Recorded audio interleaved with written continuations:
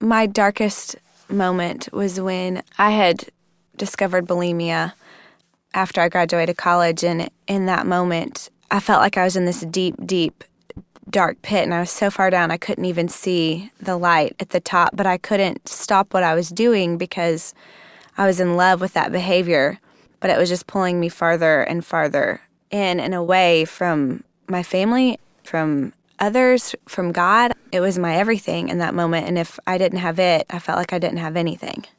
I began to see God as somebody who, when I messed up, when I fell down, when I made bad decisions or did wrong things, that he turned his back on me.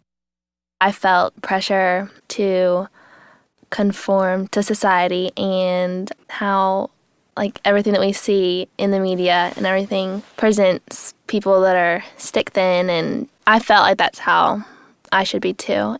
Trying to be perfect in the eyes of society and in the eyes of my family just turned into something not so good. Sometimes people would say insensitive things unintentionally. Wow, you've gotten really skinny, you look great, or I wish my hip bone stuck out like that. Things that weren't helpful when you're trying to get well or change your thinking. Compliments on what the eating disorder was doing physically.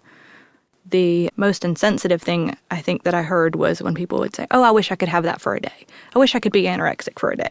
Or I wish I could have, I could not eat for a while. It definitely said that they didn't understand.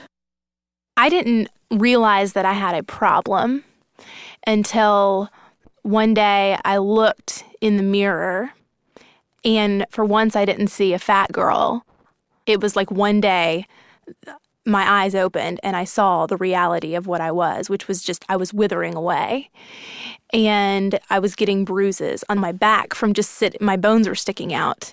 And I was literally terrified.